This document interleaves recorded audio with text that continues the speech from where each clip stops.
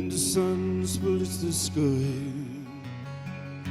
And as I walk alone and I wonder why, who drew the battle lines of what is right and what is wrong today, my love? You surrounded my thoughts and you terrorized my sense of self.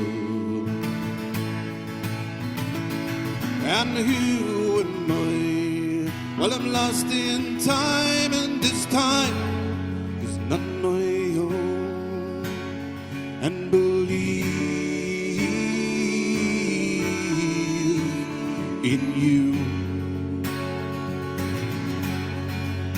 And believe in you. Oh, in you.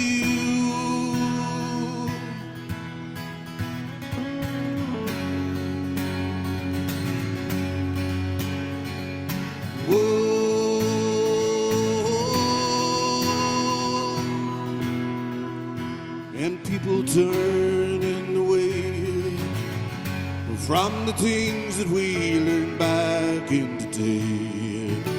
And our children's minds, they're led astray, and far away they won't be back again. And believe in you. And believe in you, oh, in you.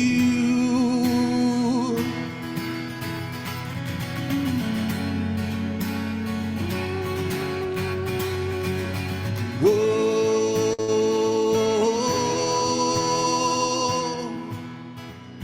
Under low winter sun and the missiles and guns and the staring down barrels of rifles fill the soldiers with lies, and the bullets fill the skies. Women and children take refuge. Blood and history repeats, and we bomb up your streets, and the leaders count out the plunder.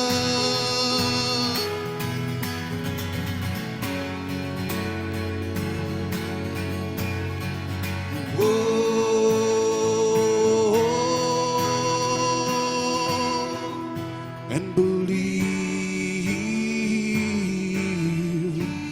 in you. And believe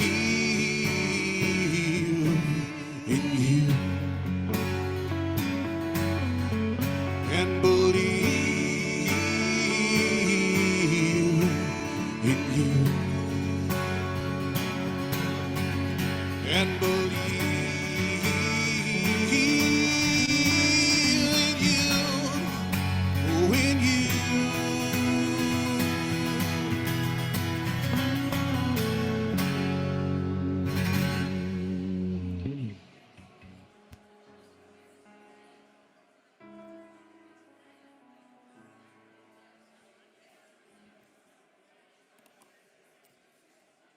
Good afternoon, and good afternoon, everyone. Good afternoon, and welcome to International Overdose Awareness Day 2023. My name is Dennis O'Driscoll, and I am independent chair of the naloxone advisory group. I'm delighted today that we have an in-person event, and not only with our in-person event, we also have it blended online. I think it's really important to acknowledge those who are here today and to thank you for taking time out today to be here for this event. And for those of you who've joined us online, thank you so much for joining us today. We have 345 people registered for the event today, here in Smock Alley. The webinar is being recorded and will be available on drugs.ie shortly. It is without doubt critically important that we come together to recognise that drugs and the consequence of overdose are part of all our lives, and that the death and injury of people has socioeconomic and cultural repercussions across the globe. Today, August 31st, marks International Overdose Awareness Day, the world's largest annual campaign to end overdose. It is a day to remember without stigma loved ones who have died from drug overdose and acknowledge the grief of families and friends left behind.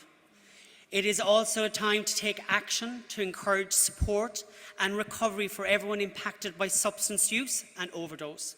And it is also time to end overdose by spreading awareness of overdose prevention campaigns.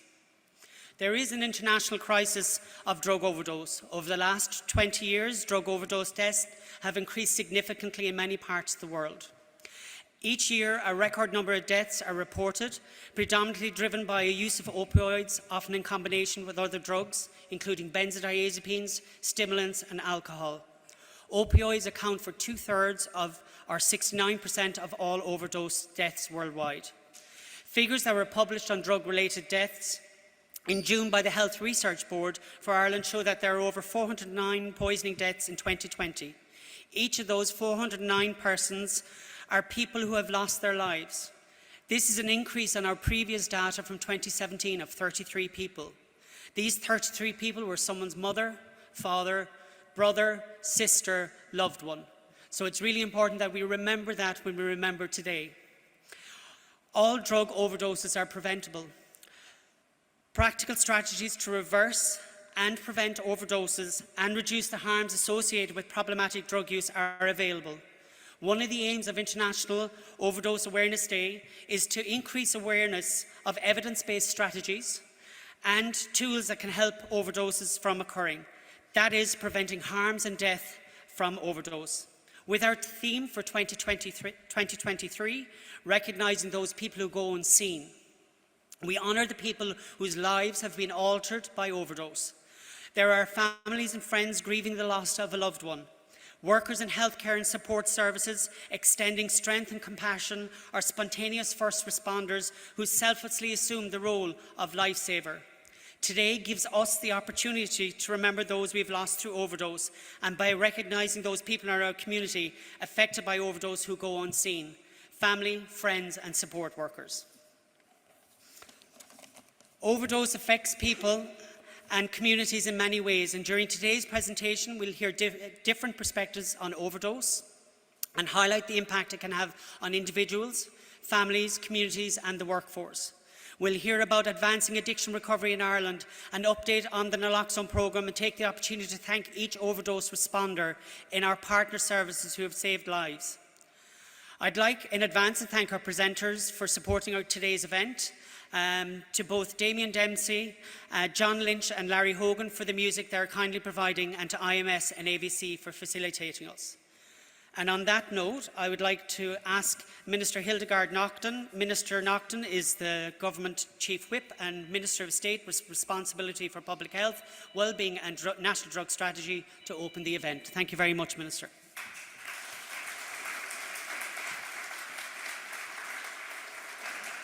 Good afternoon, everyone. I'd like to extend a very warm welcome to all of you who are here in person and those of you who are tuning in online to this very special event to commemorate International Overdose Awareness Day.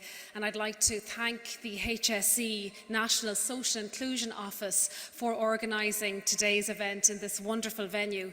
This is part of a worldwide campaign to raise awareness about overdose deaths. And it is so important to remember those who have died and to acknowledge the grief of family members and loved ones who have been left behind. The theme for this year's International Overdose Awareness Day is to recognise those people who go unseen. They are the families, the friends, the loved ones, and all of those who work in healthcare and support services, first responders, doctors and nurses, family support workers, peer networks, and all those working in frontline services throughout the country who respond to overdose and people who save lives. The Department of Health on Baggot Street will be lit up in purple to show our support and our solidarity for those who have died due to overdose. It saddens me to say that there were over 400 deaths due to drug overdose in Ireland in 2020. These deaths are preventable. They leave behind grieving families and friends and grieving communities. There are steps that we can take as a society to reduce the risk of drug overdose. Our national drug strategy recognises that substance misuse affects not only those who develop drug problems and alcohol problems, but it also affects their families and their community and wider society. Deaths caused by drug overdose require public health responses, such as safer injecting facilities, more treatment services, greater access to naloxone, and better awareness about the dangers of drug use. I'm very pleased that planning permission for the supervised injecting facility in Dublin was approved by the Planning Board late last year. This important harm reduction initiative will provide a safe place for clients to inject. It will also provide an opportunity to connect with health services and recovery services. It's anticipated that this facility will be operational by next summer. The HSE naloxone programme is another important measure in the national effort to minimise the harms caused by drug use and will help to save lives. I'm very encouraged by the work of the HSE National Naloxone Oversight Quality Assurance Group, which is chaired by Dr. Dennis O'Driscoll, to introduce and drive life-saving naloxone initiatives. This work involves ongoing engagement with key stakeholders and partner services to expand and to provide the training and the availability of naloxone to people who use drugs, their peers, their family members, and frontline staff who may witness an opioid overdose. And in this context, I welcome the amendment of the Medicinal Products Prescription and Control of Supply regulations in May of this year. This amendment will now allow the HSE to approve training courses for people to be able to supply and administer naloxone in an emergency. Often the stigma relating to drug use can act as a barrier to people accessing support for drug use, including drug treatment or in cases of acute emergencies. To reduce harm and to prevent overdose, we need to encourage people to get medical help if they feel unwell or if they feel suicidal after drug use, and not to hesitate or to delay as a result of stigma and fear. It's very important that we all work together to improve health and social outcomes for people who experience harm from substance misuse and to meet their recovery and their rehabilitation needs. It's also really important that we listen to the voices of service users in relation to preventing drug overdose. And I want to applaud the contribution of organisations representing service users such as ISCA in their efforts to reduce drug deaths. I want to thank Andy O'Hara and the Peer Advisory Group who have produced videos that you will see here today. And I also want to thank Daniel O'Callaghan and Professor Johanna Ivers for presenting and sharing today, and Professor Eamon Keenan and Jenny Smith from the naloxone programme. Finally, I would like to thank you all for being here on this really important commemoration day, and to extend my deepest sympathies to all of you who are affected by drug-related deaths and overdose. Go raibh míle maith agaibh. Thank you.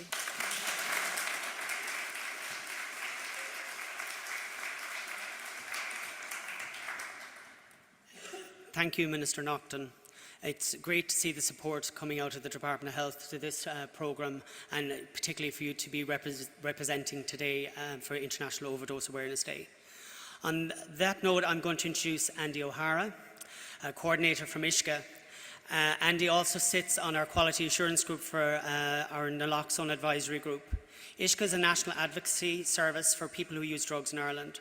Their main goal is to ensure the human rights of the community of people who use drugs are protected within services and that their voices are heard, where decisions that impact their lives are being made. Andy is going to talk us through the videos, give us an introduction to the videos and then show them to us, which clearly demonstrates the stigma that people who use drugs experience, and how we can have those people brought into the whole system of being part of the decision-making processes for their actions and lives. Thank you, Andy.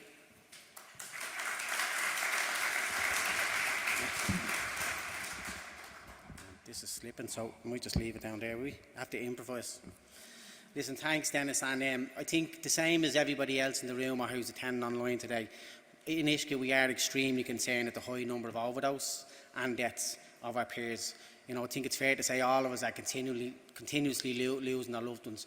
I know Patrick and Sinead here were just talking to us previously, and they've lost 7 people close to them in their circle in the last 7 days. So that just gives you an idea of the level of deaths that we're experiencing.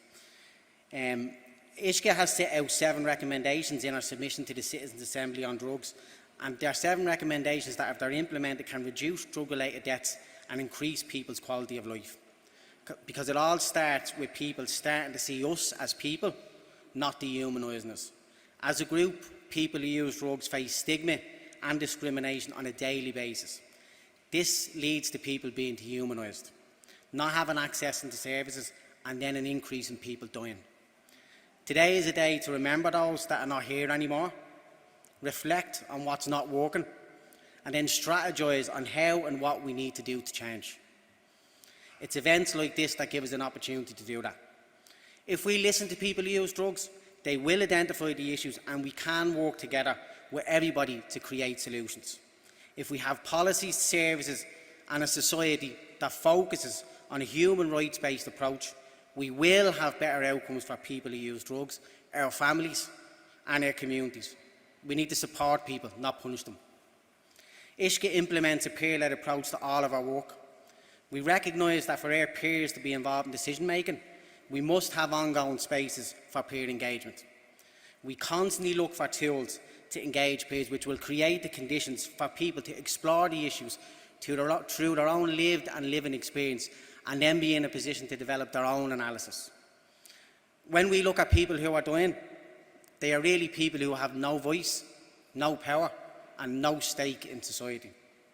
We must prioritise the creation of peer-led programmes so those same people can have a voice, have some agency, and have a stake in our society.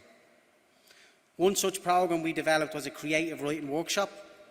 The goal of the workshop was not to develop people's writing skills. The creative writing was a tool to build, identify issues, develop a collective analysis, and really create the conditions for peers to take on a leadership role. As the group developed, they themselves decided they wanted to run a campaign to highlight the issues and hopefully lead out and affect the change we all want to see. The short stories and poems you're about to see give us a structural analysis of what the issues are around the causes and consequences of drug use, which is vital for us to develop solutions and implement responses. The whole process was designed and delivered by people with lived and living experience of drugs and drug policy, and are an example of what we can achieve when we believe in people, use a peer-led approach, and have a vision where those most impacted and with the most experience are actors for change. Let us end the moral crusade against people who use drugs. Let us choose life. I'd like to introduce 5 hard-hitting, emotional and powerful stories from the You Don't See Me campaign. We have I Am, My Voice Matters, You Don't See Me, I've a Pain in Me Hoop with the System, and The Next Chapter. And they were written by Christine Woods, Dimpna Lynch, Naomi Lynch, Caroline McAvoy, and it's important to say the videos had to hide people's identity because they felt if they were exposed as talking about this publicly, they may be punished in the local communities or in some of the services they access. Enjoy. No one listens. They treat me like a bald child. There's a reason I'm kicking off, but they don't know that. They don't ask. They don't care. They don't listen. They don't see me. They don't see what's behind the behaviour.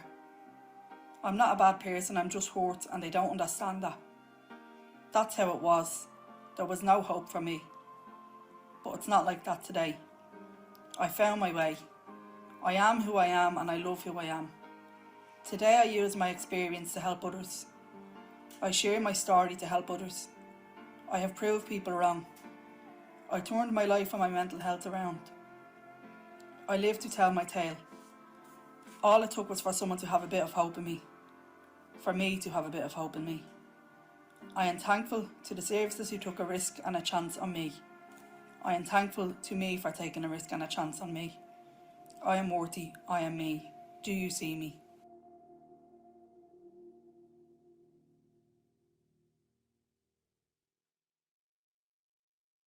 You don't know my life. You don't know my situation. How could you judge? Some people are judgmental and ignorant. They had a better upbringing or pretend to be better than me. Some are jealous. Some are intolerable. But I see them and feel their judgments. We are all the same. Human. How do they know I am not clever and have not got a degree like them? They just see me. Not know me. You go through the things my family have been through, then you will see me. Feel my story, know my life. You don't see me, or you see me as, but I don't care how you see me, or my family. Your judgments don't matter to me. They show me who you are, small-minded, judgmental, intolerant, not my cup of tea. But I am a good mother, a good judgment of character. I try to see the positives in every situation. Because if you don't see me, you don't know me. I am a mother of a child who does very well in school.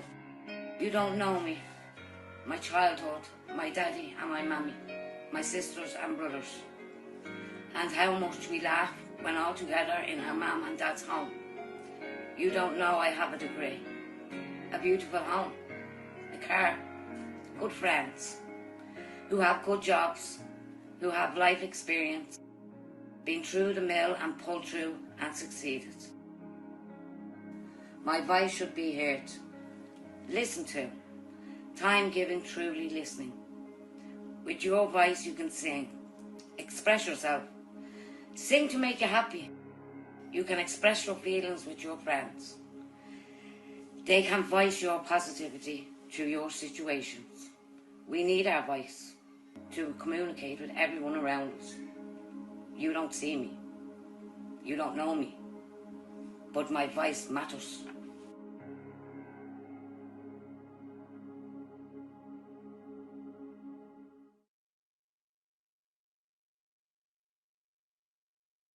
You don't know me. You don't see the young girl who grew up with 4 sisters and 3 brothers in a very loving home. We enjoyed being reared by our parents who worked so hard to make sure we all had what we needed physically, mentally and emotionally. I am a human being. I was reared to be one and to be kind to people and not to judge.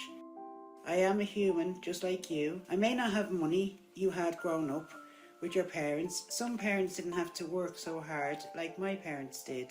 My dad was a soldier working Monday to Friday, 8:30 to 4:30 for minimum wage. My mother was a seamstress.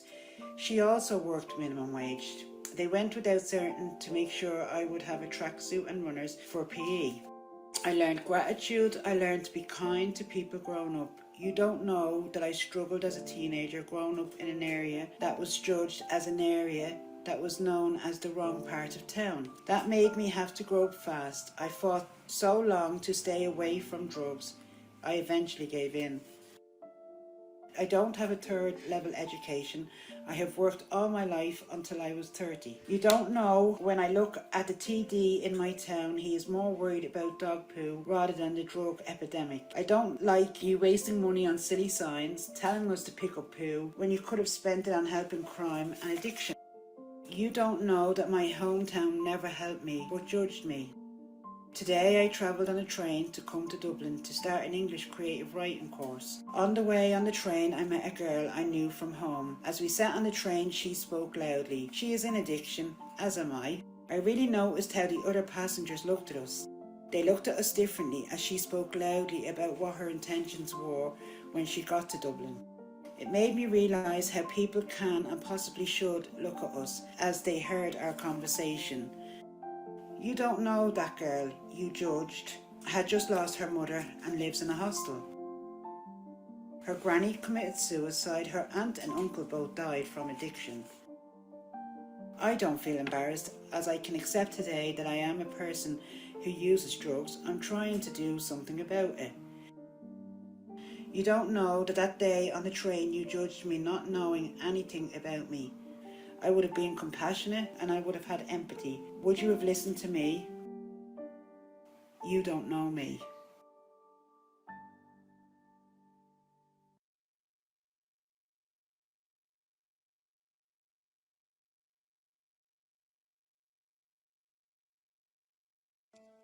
I've a pain in me hoop with the system. We're all here to look for change.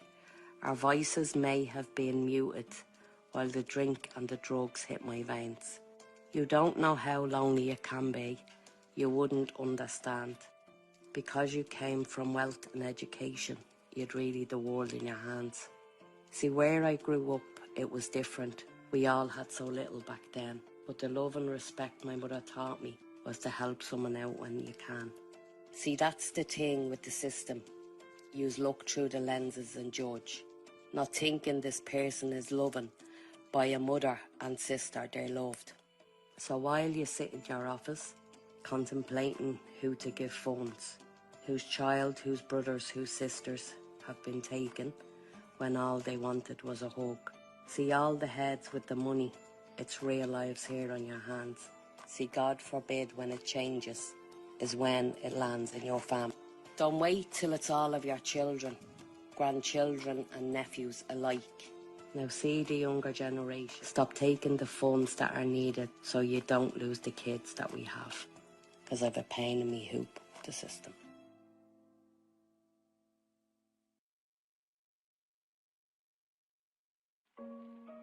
We're all here to love and support each other, and we do the best we can. We're all so kind and oh so loving, like children in our class. We travel from the country, we get lost along the way. It makes us stop and think and feel how blessed we are today. So when we have each other to bend an ear or two, we still love and support each other for another week or two. See, hopefully it won't just stop there and the group will carry on. From fun and laughter and the tears, an art group has been formed. We will think about the issues that the people have to face and the daily struggles to make ends meet that the group have to face. See, we will do that with some art and stuff to get the peers creative. It's inside the peers already, they just didn't get a chance to say it. See, we're really well educated, not just masters and degrees. The daily struggles that we face can bring us to our knees. See, that's the thing with people, they just don't understand. Unless it hits their family, the stigma it will end. They're always quick to judge, not thinking that it hurts, that we are all human beings and have feelings and it hurts. Unless something happens in their family, then they'll understand what it's really like for people who haven't had a chance. See, now we're moving to the next chapter of this journey that's called life. The poems we made, the stories we laughed, we'll take it in our stride. See, watch this space with our campaign. We won't be stopping there. It's called Now You See Me, and now we're here to shine.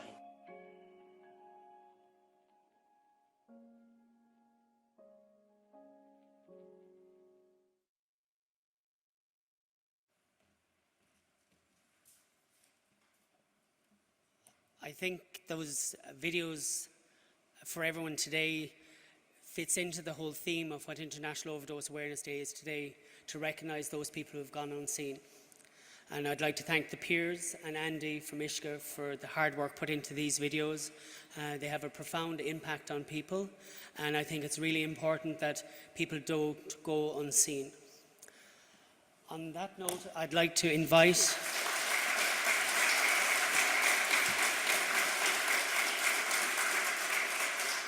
I'd like to invite up Daniel O'Callaghan, who's a PhD student from Applied Psychology in UCC. It's great to have a fellow county man here today.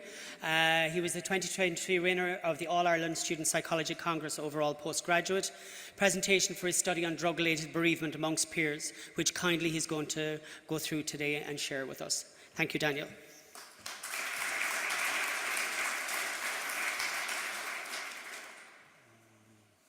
Hi everyone.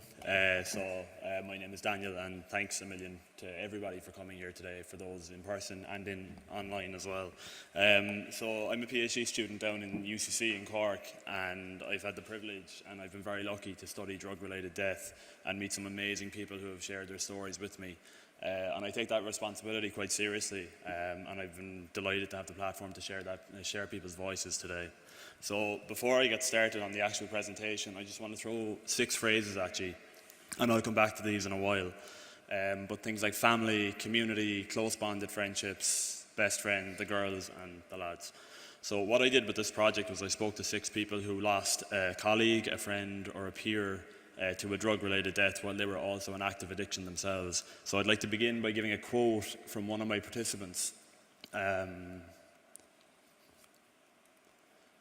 All of these names are anonymized. So after this wonderful human being lost a friend of hers, she said she watched the funeral online. She was heartbroken. Her family then were looking at her going, sure, she hardly even knew her. She was just in treatment with her. But the connection you make with people in a treatment centre, it's just unbelievable. I'm still in contact with a good few of those girls, because you're so lost and you're so alone when you go into a treatment centre and finally you have somebody that is experiencing the exact same things that you're experiencing. Because addiction is hugely isolating, and I grieved like it was a parent. So running with a team of people who go unseen, what I'd really like for everyone to take away from this presentation today is the value of connection amongst peers, and how the grief, when a drug-related death occurs, how that grief can affect those people as well. So for my work, I've run by the definition of drug-related deaths being overdose poisoning deaths directly associated with the intake of substances, but also deaths linked to drug use, where the death is a cause of infectious disease, suicide, violence, medical complications, or accidents. So as been spoken about already, the recent figures for 2020 show that there were 409 poisoning deaths and 397 non-poisoning deaths in Ireland. And that's 806 drug-related deaths in 2020 by the definition that I provided there. So with my work, I guess, I tried to look behind the statistics and acknowledge that every single one of these was a person. A mother, a father, a son, a parent, a cousin, a friend. So the grief is felt by numerous people in the aftermath of a death. I suppose one of the key characteristics of drug-related deaths is that they are abrupt losses by non-natural causes. They do challenge societal values, and the grief occurs against a cultural backdrop that often criminalises the user and anyone else that they might have been associated with. So from an academic perspective, what I did was I conducted semi-structured interviews with 6 people who are now in recovery that experienced a drug-related death of a peer while in active addiction. And I used a thematic method called interpretive phenomenological analysis. But what I'd like to show you today, I suppose, is the humanity of the project. I connected very deeply with this project and met some wonderful people. So I guess I'll just carry on and share their stories. One of the, I suppose, most alarming things for me, or one of the biggest insights I got from this project, was the self-talk that occurs when someone is in active addiction. So these are some direct quotes from the people that I spoke to, using terms to describe themselves like insecure, unloved, so alone, no confidence, and getting eyes watching you as well. So can I get a show of hands for anybody who found meaning in any of these words in this room? That's pretty much everybody, okay? And one of the, I suppose, key defining characteristics that I found with drug-related deaths is that people tend to struggle to find meaning in the losses, or that the losses were meaningless. But I didn't pick these words out of the blue. These were all words used by my participants to describe the people that they were connected to. So my question with this project is, why would these words mean anything different to people in active addiction who lose peers than they would to anybody else in this room as well? So a quote from one of the lads I spoke to was, "I was never in my family home. I was always out on the streets, so the friendships that I formed were basically my family. Even though it was around substances, they were all coming from traumatic experiences as well, and they were on the streets too. So who better to support one another? From a very young age, my dad was in and out of jail, so I turned to the streets for that friendship and that real male role model. So even looking at some of the language that was used there, it's very familial, it's very based on connection. And I suppose being able to highlight this and I suppose encourage people to recognize the connection between peers is the most important thing that I'd like to take away from this project. So one of the, I suppose, biggest outcomes from drug-related deaths, and for anybody who I suppose has experienced one or works with anyone who has experienced one, is the, I suppose, the concept of disenfranchised grief. So one of the women that I spoke to said if she told her family someone has died when she went to school with or then died from a drug-related death, the reaction is very, very different. And I don't even talk about it because I get so angry, I'd internalize it.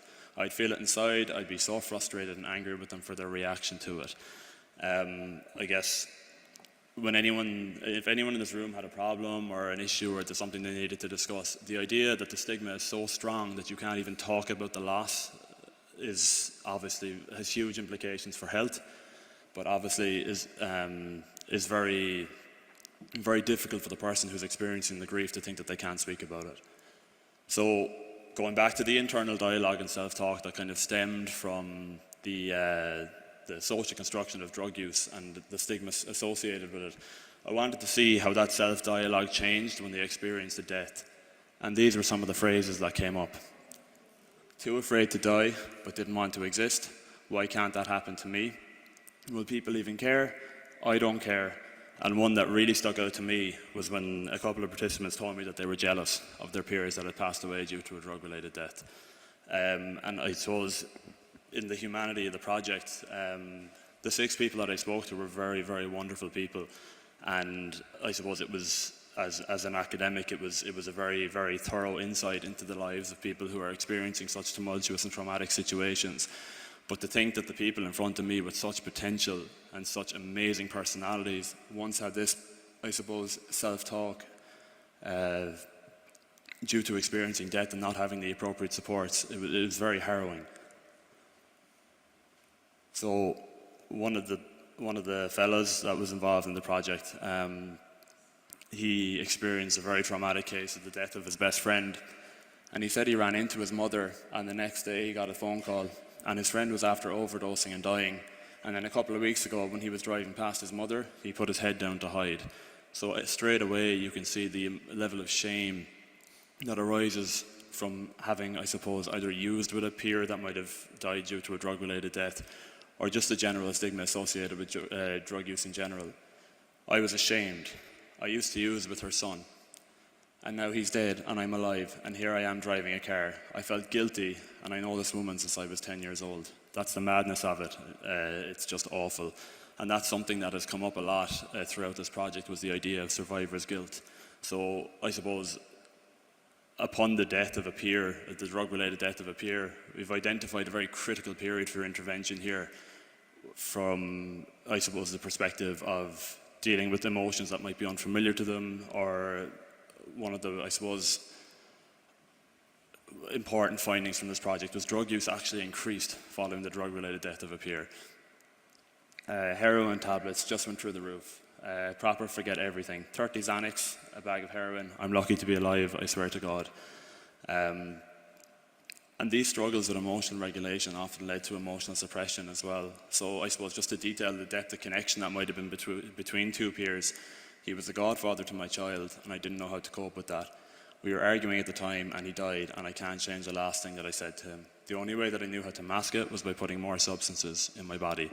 And from a trauma-informed perspective, and the participants were very clear on the fact that they would have very much benefited from bereavement-specific supports as well, that acknowledged the importance of the connection that they had with their friends and their colleagues, but also the fact that they're dealing with a new level of grief that is compounded by the stigma and shame associated with their own drug use.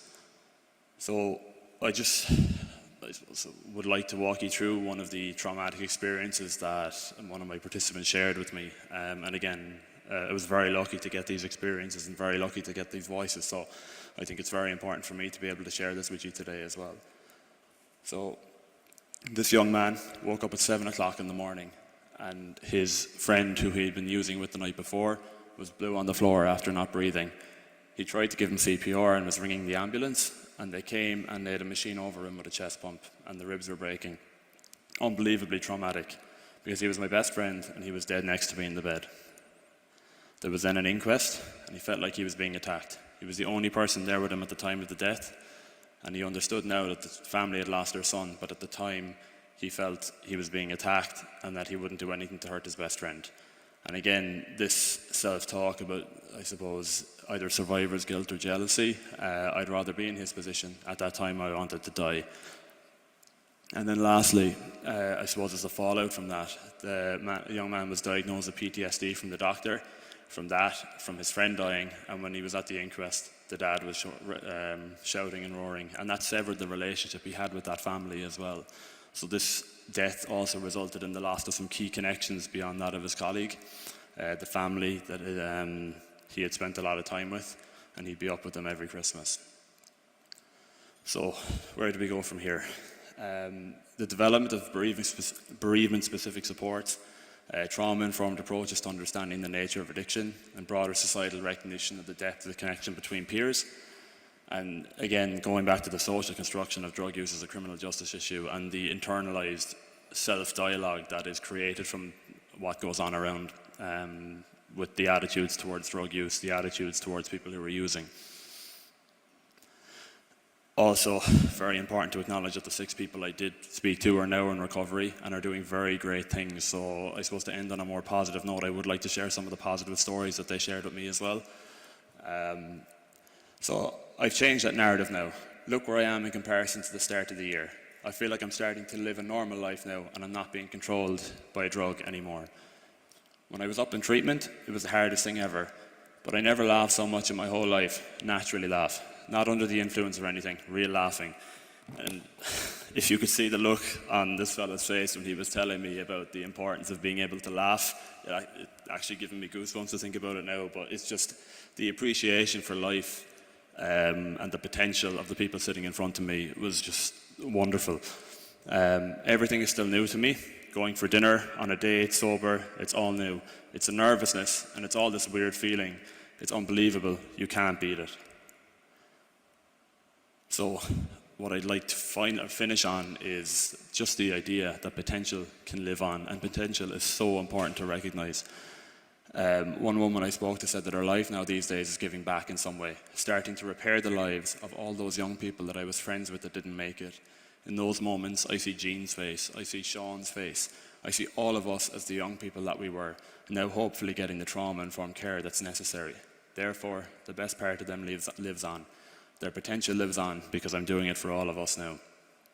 So, with the idea that some of these deaths might be disregarded as meaningless and things like that, I think for anybody who's working in addiction and related services, or anybody who knows someone who's experiencing addiction at the moment, it's very important to acknowledge the impact that drug-related deaths have. And sometimes, as people, we carry the best parts of people that we loved with us as well. And that's what I've seen from this project. So, thank you very much for listening.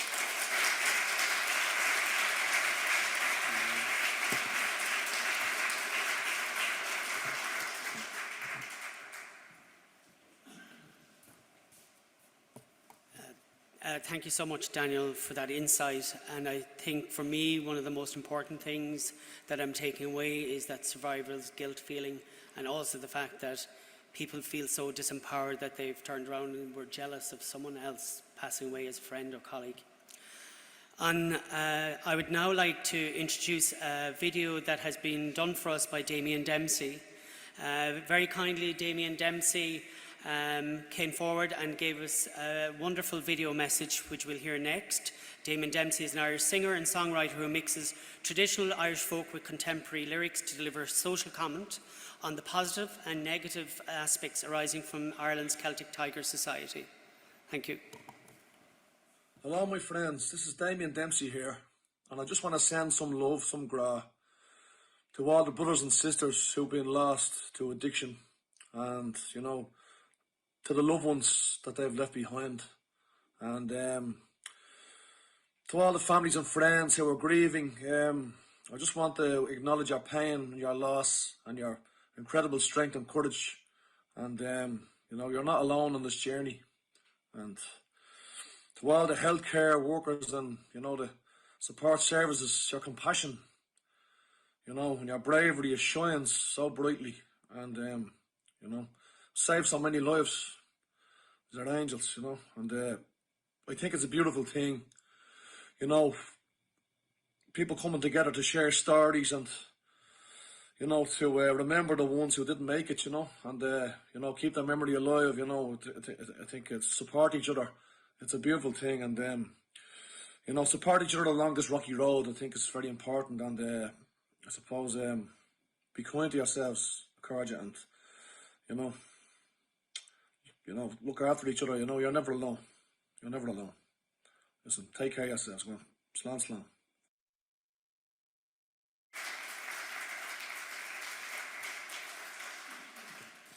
I'd like to thank Damien Dempsey for providing that. Unfortunately, he was supposed to be here today. Yeah, many thanks, Damien. The next person I'd like to introduce is Professor Johanna Ivers.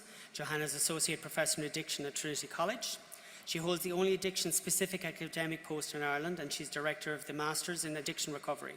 Her research includes interventions, policies and practices that help develop recovery pathways. These pathways are best understood as a spectrum and include harm reduction, abstinence and long-term recovery. Johanna is going to share her presentation with us on advancing recovery and capital. Thank you so much, Johanna.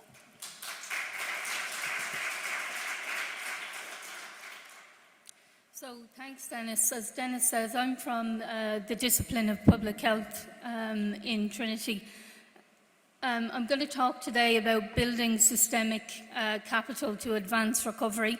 I'm delighted to be standing here today because often, you know, there's this notion that, you know, it's harm reduction or it's recovery, and if you're giving to one, you're taking from the other. But actually, and I think Daniel nailed it, really at the end of these journeys, we should be holding the aspiration of recovery for everybody who wants to pursue that. So just again to acknowledge from the outset, we're about to enter into International Recovery Month tomorrow, and I do want to give acknowledgement to the fact that we do have a thriving recovery community in Dublin and in Ireland, but again we need to do more to support that. So I did want to acknowledge it, but I also want to, I suppose, unpack how we can do better in this space, because it's a space that we really do need to do better. So when I'm talking about recovery, I'm talking about life beyond drug use, and whether that, or a resolution of your drug issue, whether that's stabilising, reducing, abstaining. Recovery is a self-defined term, so if you feel like you're making way towards that, then you are in recovery. The thing that, you know, again, is something that comes up time and time again, is that recovery is a little bit woolly and we don't know what we're talking about when we're talking about recovery, but actually there's quite a hard emerging science, and it is quantifiable and we can measure it, and we do have it, and we will know what it looks like when we get there. Now, you think I didn't do this for a living, but however. I suppose to start at the beginning and acknowledge that we're still pretty young to strategic responses to drug use in Ireland. So as most people will know, that our strategic response was born out of the heroin epidemic that was predominant in the north and south inner cities in the 80s. But again, we'd see international countries like the US, I'm not advocating for US policy, but they would have had a strategic response as far back as the 60s. So again, we're relatively new. It was born out of trying to corral the spread of infectious diseases and reduce the crime rate. And if you hold that in mind, we've been incredibly successful, because in some cases we've eradicated HIV and hepatitis, and indeed for certain periods we had stabilised the crime figures.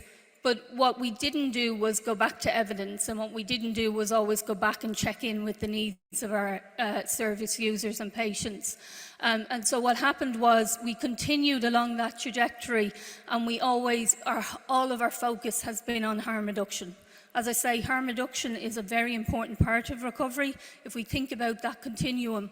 But ultimately, we should be aspiring to give people opportunity for recovery. Our current drug strategy,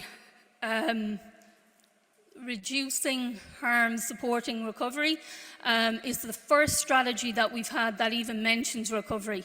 And on first reflection, you would think that it's a partnership between harm reduction and recovery, and unfortunately it's not. We've got 50 actions in that strategy, and most of them, if not all of them, relate to harm reduction. Again, some wonderful examples of harm reduction, like the naloxone program, which is why we're here today. So let's not throw the baby out with the bathwater, but recognise that we do harm reduction in Ireland really well, and we need to find a way to map on how we do recovery really well in that space.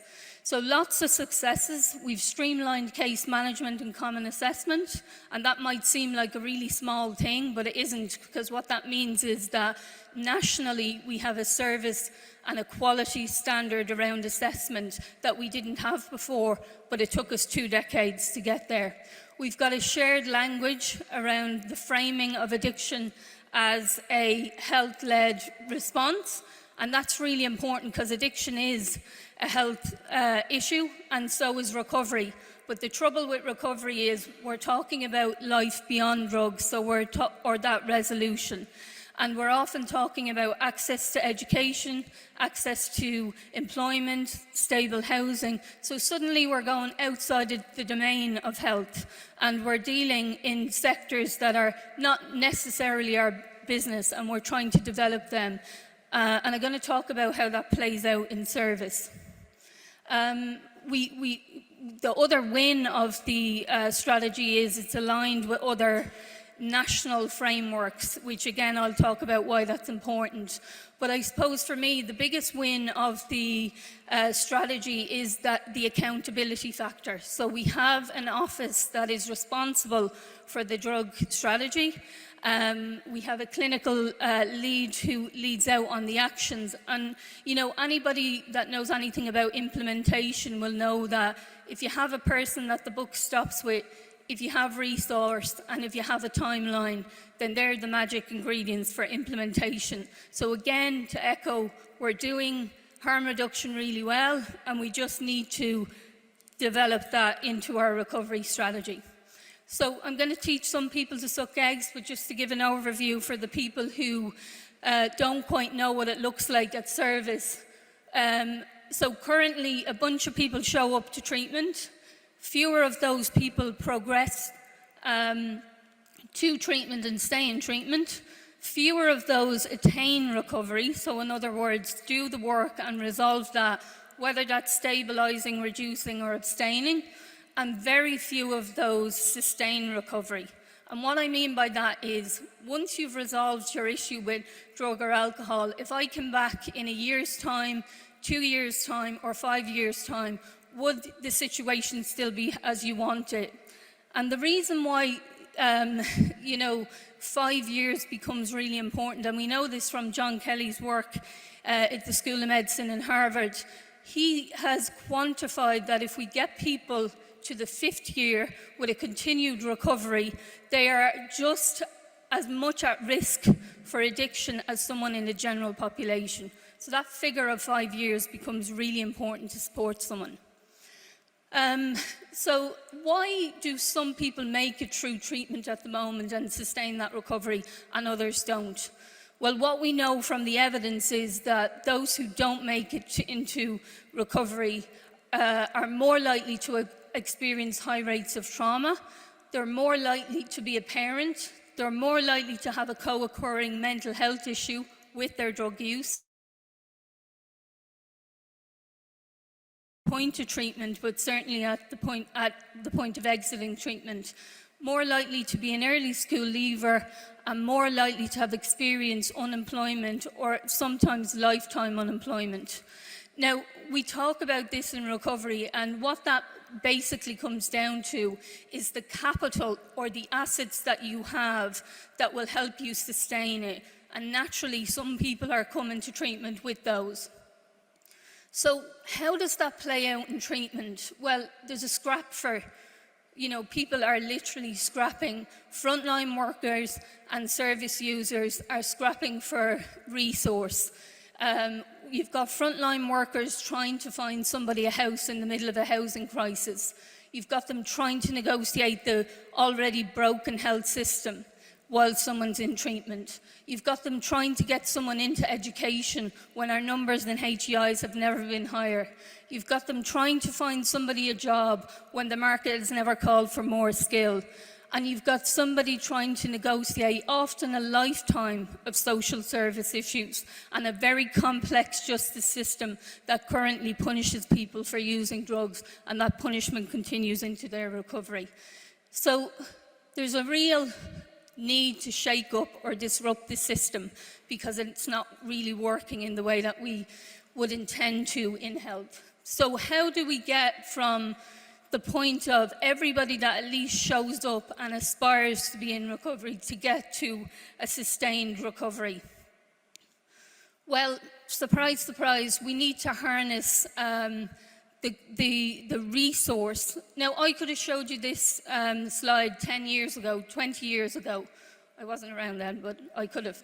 And basically, what people talk about with care plans is, that you have all these partners around the table. What we really need to do to disrupt the system is get these cross-sectoral partners to build their own strategies, to come up and pony up with the money and build that resource, because yes, housing and education and employment don't have a remit in health, but their policies and their practices affect people who are trying to negotiate a health issue and equally people who are trying to get recovery. So currently what we have is this person, the tallest guy or girl or person who comes with the capital, who may have had a bit of education, who may have a stable house to go back to. So we know from the evidence that people who have recovery capital do well. What the system is doing, it's given equal access to people, but it's not equitable. So in other words, we're setting the same people up to get recovery every time. So how do we achieve equity in any health system? Well, health equity is achieved by addressing the underlying issues that prevent people from being well. So we know that where we work, where we live, and where we play determines how well we do in terms of our health. And understanding that while not all government sectors have a remit in health, as I say, their policies, be it around planning or transport or infrastructure, has a direct effect on how people maintain health, but equally how they recover.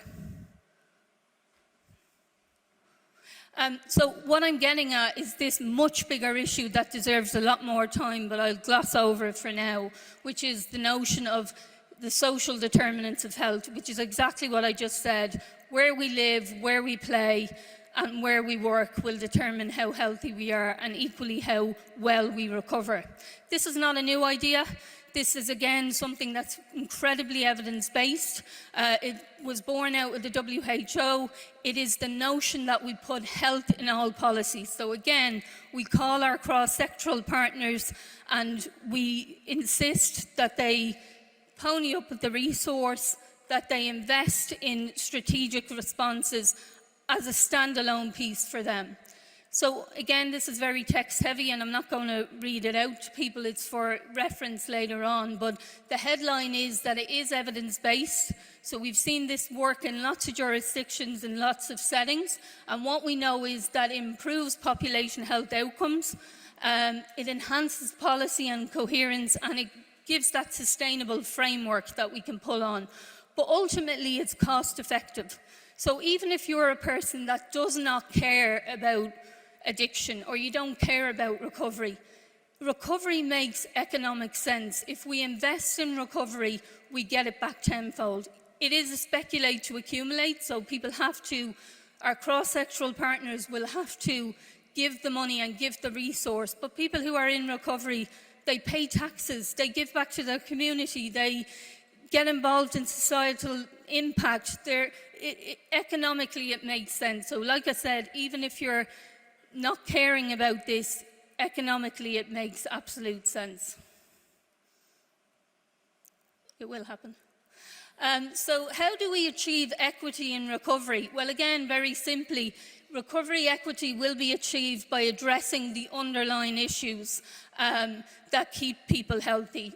Like I said, where a person works, where they live and where they play will determine how well they recover and what those outcomes will look like.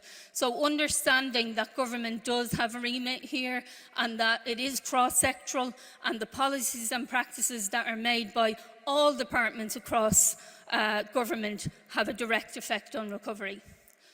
So again, if I was to pick up the evidence now and tell you what's the magic formula, what does it look like for someone to sustain their recovery? Well, they need to have a stable house, whether that's recovery housing, and that's a bigger issue, or somewhere, but they need somewhere stable and somewhere decent to live. They need access to education and training to upskill themselves, should they choose to. They need access to the employment market. They need assistance and support with social services, and they need help negotiating the justice system and how that's kind of evolved in their life. And if you picked up the evidence tomorrow, they would be the list of things that someone needs. It will go beyond this. It's not an exhaustive list. Like I said, we've got environmental planning issues also. But how do we get there? So what's needed for success? Well, we need political will, because I think it's clear that we have a grassroots frontline workforce that goes to work every day trying to get people across the line, trying to ensure that people stay alive. That's why we're here today, but equally trying to get people to thrive and get them to recovery. What we need is political will from the top. We need mandated support where our government will come for cross-sectoral support and call on all of our sectoral partners and ensure that they, as I say, give resource, time and effort to that. We need evaluation frameworks because we need to know what it looks like, whether it's going to be effective and how we'll know it's effective and in what timeline. We need stakeholder involvement because we should never do anything without the people that it affects. And ultimately, we need to know that to dive into that context-specific element. So it's going to be different in health than it is going to be in housing, and it's going to be different in housing than it is in education. So again, that quality evaluation framework will give us that. So that's me banging on about what it is that we need to do to advance addiction recovery in Ireland. The next will be your slides.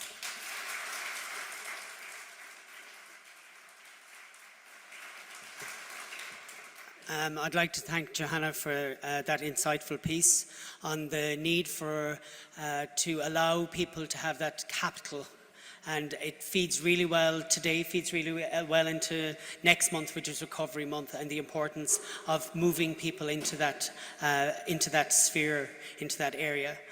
I'm next delighted to invite up Professor Eamon Keenan. Dr. Keenan is the National Clinical Lead for the Addiction Services and Clinical Professor in Addiction Studies at the Department of Public Health and Primary Care in Trinity. Today, Eamon is going to share with us an update on the naloxone programme. Over to you, Eamon. Thank you.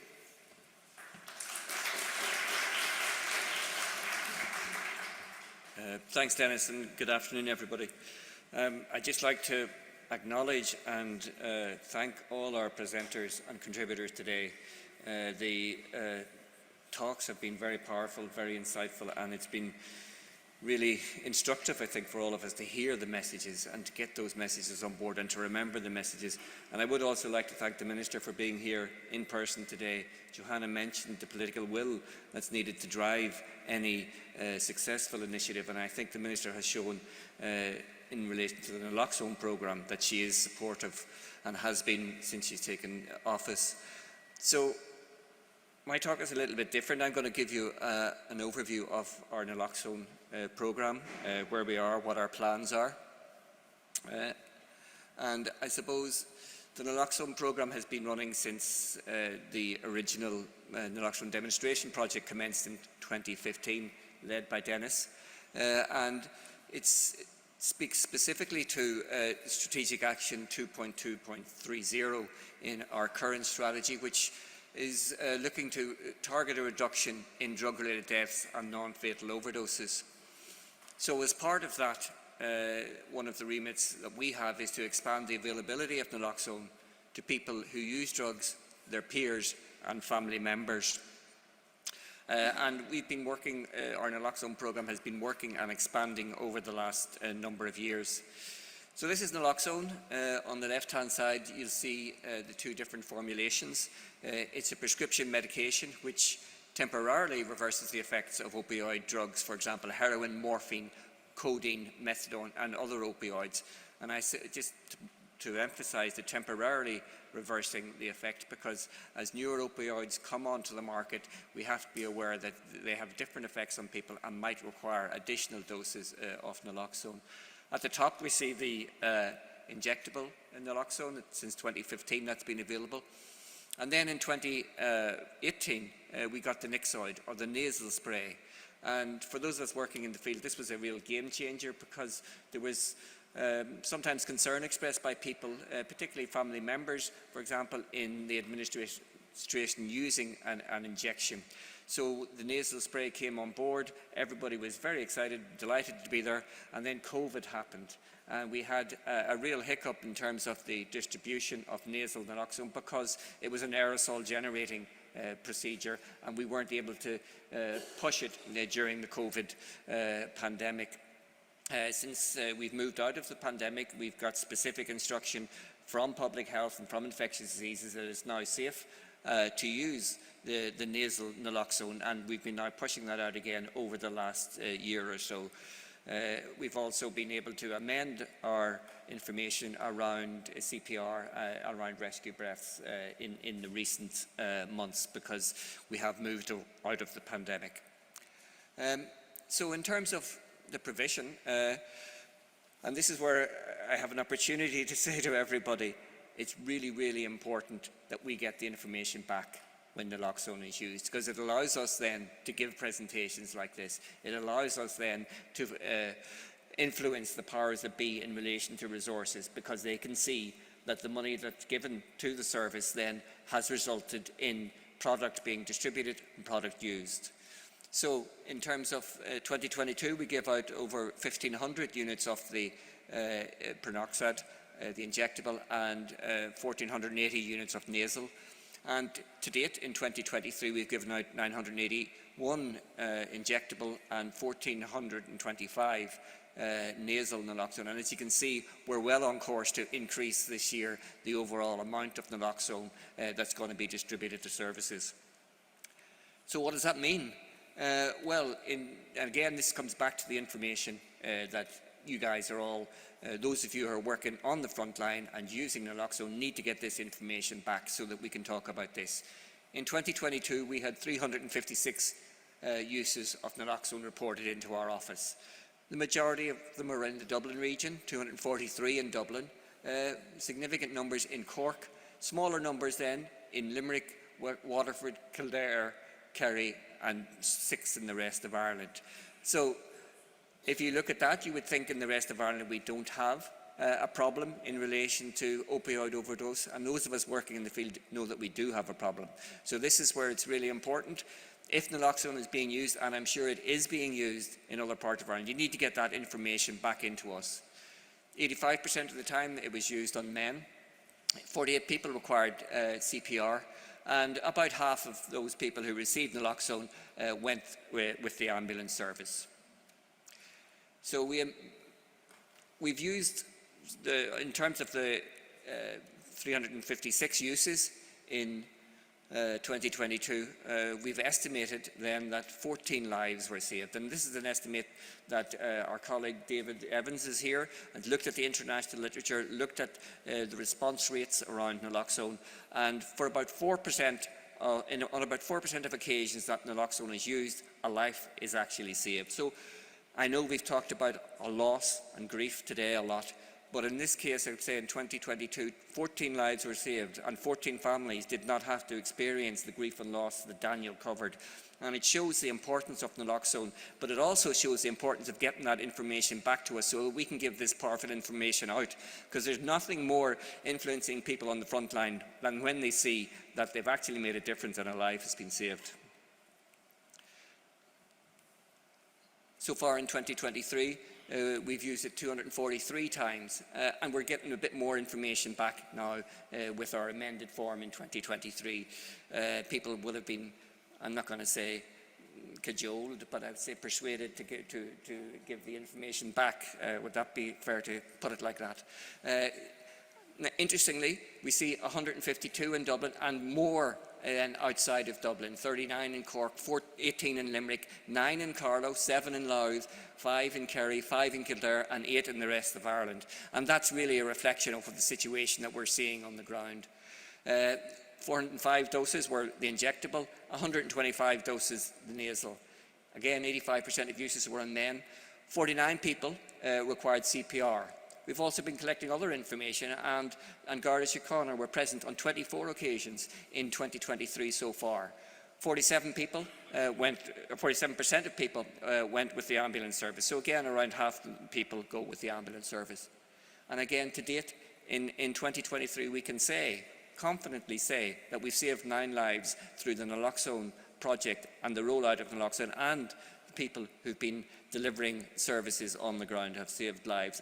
With the numbers of naloxone product that's going out, we're going to be able to save more lives. So naloxone isn't a magic solution. It's not going to eliminate drug-related deaths, but it will reduce drug-related deaths and it will save lives. Huge change that we had this year, and the Minister mentioned it, was the legislative amendment to the medicinal products regulations around the prescription and controlled supply of naloxone. And this amendment now allows the HSE to provide a blended online and in person accredited naloxone training programme, and that's being developed for HSE land. So that's going to be, again, another game changer in terms of being able to roll out accredited training right across the country.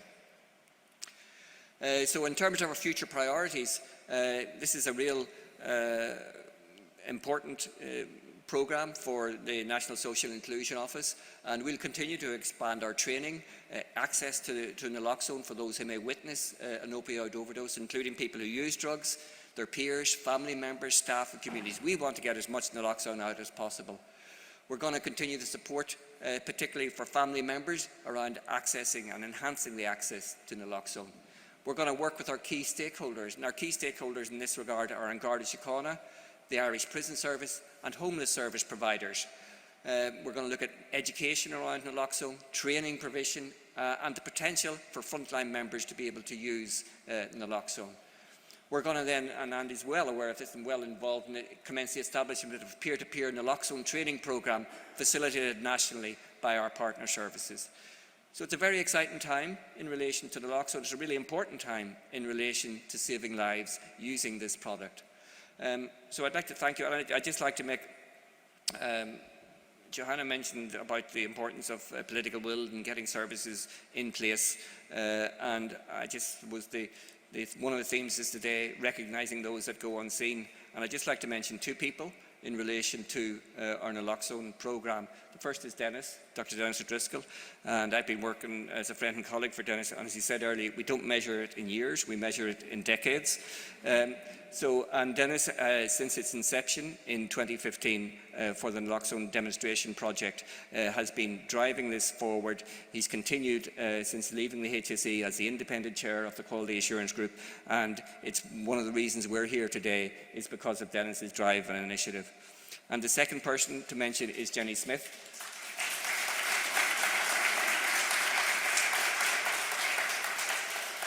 The second person I want to mention is Jenny Smith, and so for many of you this is the first time meeting Jenny here today in person, although I'm sure you would have had contact with her on a number of occasions. So to say, and I mean, I suppose the surprising thing for people in the room is that there's only one of her, and she's here. She's a force of nature, and she has really driven forward naloxone over the last 2 years in a way that's made a huge change to the programme, to the information that we're getting back, and then ultimately to patients' lives. So I'd like to acknowledge Jenny particularly.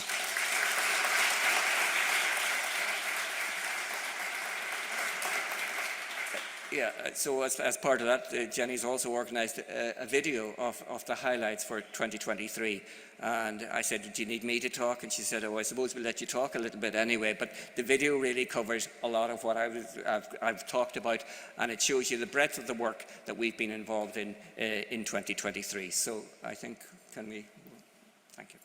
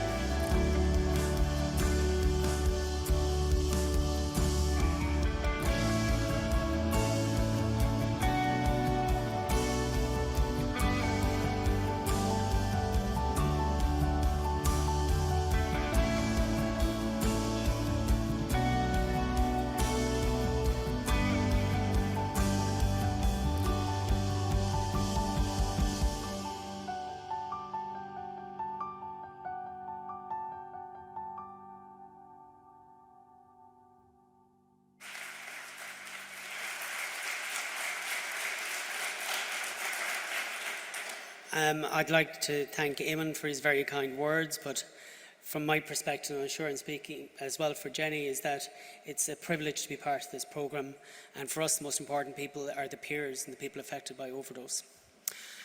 On that note, I'd like to invite Jenny up to thank this year's overdose responders.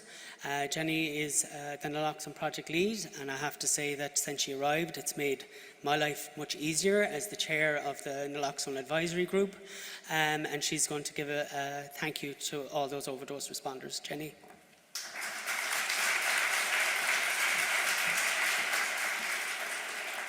Thank you to everyone for attending today and everyone who's joining us online. As Dennis said, it's an absolute privilege and pleasure to work with all the people that I get to work with. So from peers to family members to statutory services and to our voluntary services. I have the pleasure of working with people who come and attend our training, who supply data to us, and they're the people that we need to recognise as well today. So they're the people behind every single overdose administration that you see, and the impact that they have on people's lives is huge. So what we did was we sent around selfie frames. So those selfie frames have gone around to all the different services. Staff's first initial reaction is, it's our job, that's what we do. But it's then looking at the impact that people doing their jobs actually has. So a massive thank you to all the people who have responded to overdoses this year, to all the people who have attended training, to all the people who have increased their awareness to overdose and are prepared to respond if they need to. So thank you very much, and we'll watch the video to see the faces behind each administration. Thank you.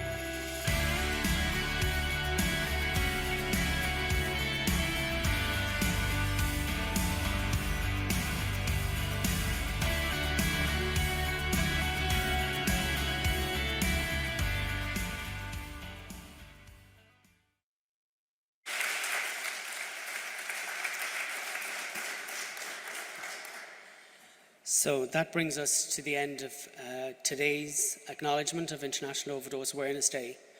So I just want to close off by saying overdose touches people and communities in many ways, with the theme for 2023 being recognising those people who go unseen.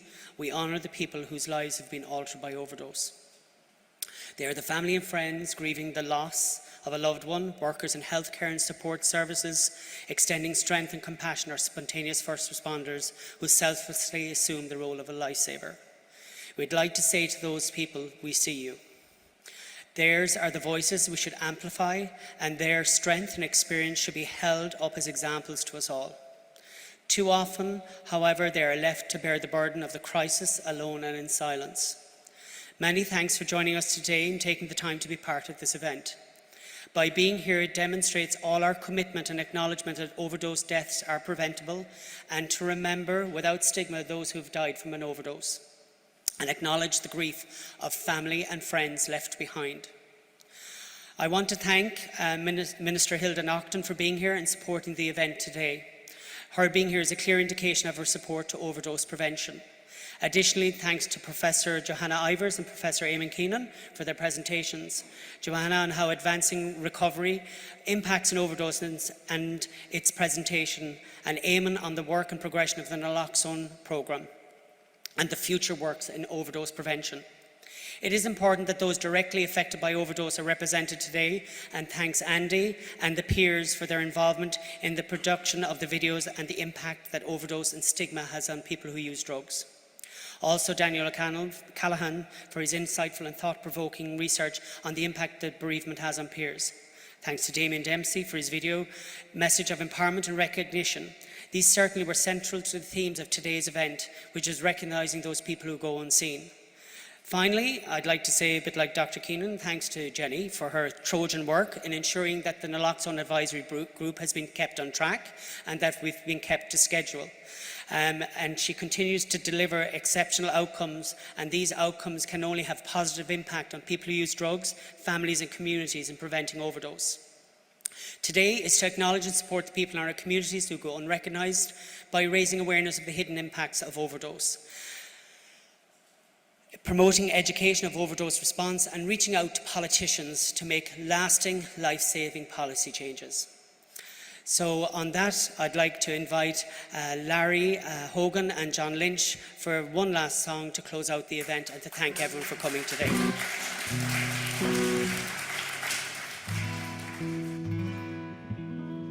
Thanks very much. So my name is John Lynch, this is Larry Hogan, and I'm a local folk singer. The song I want to sing now is very poignant. It's got to do with the subject we're here today for. And I wrote this song from walking down Dublin City in 2019. You know the way you take a day off work, but it's not an official day off work? You know that day, yeah? Anyway, I was flabbergasted with the amount of people I saw on the streets, and all they needed was just a little bit of help. And it kind of reflects on how I grew up in Dublin City and the image I held as what Dublin City was compared to what I saw. But I hope you like it. It's called City Stars. And I don't recognise this city, it's not Dublin anymore. Hard to walk along the Liffey, and the kids don't play no more in the line and doorways on the streets. No one to love and nothing to eat. Driving around in your fancy cars, they're lying under city stairs. Your city stairs. Now you remember walking into Dublin town with me man, and everybody was so friendly, and they're asking how we are. And the bus drivers whistle out a marching tune, and you'd feel safe and sound when you were walking round. And I don't recognise this city, it's not Dublin anymore. Hard to walk along the Liffey, and the kids don't play no more in the line and doorways on the streets. No one to love and nothing to eat. You're driving around in your fancy cars, they're lying under city stars.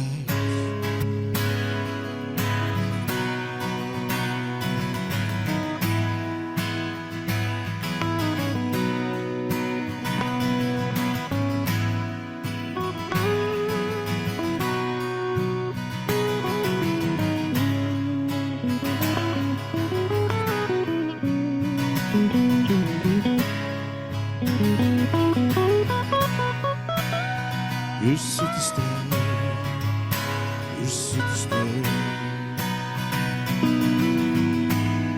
Are you walking up to Thomas Street, past the markets there? And you can't help but notice hops are in the air, and the beer kegs that tumble into cellars underground. Oh, the memories of a boy living in Dublin town.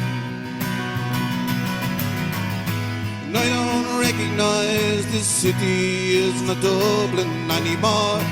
Hard to walk along the Liffey, and the kids don't play no more in the line and doorways on the streets. No one to love and nothing to eat. Driving around in your fancy cars, they're lying under city stars.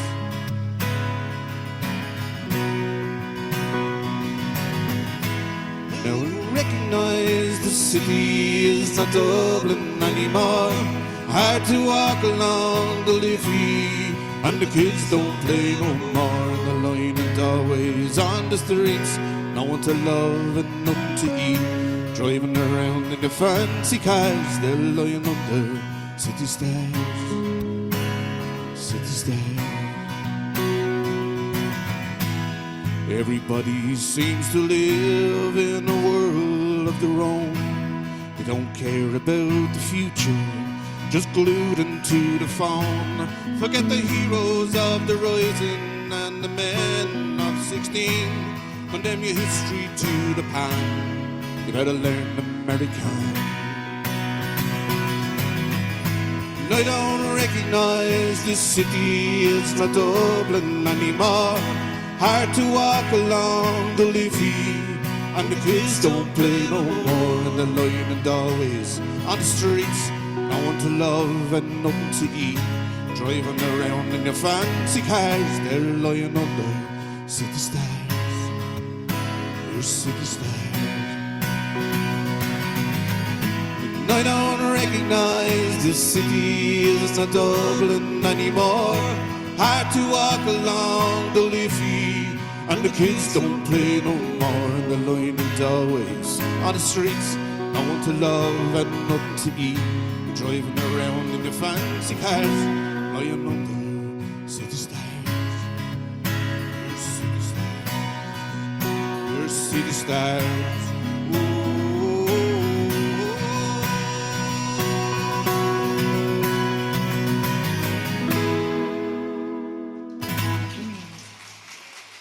Good.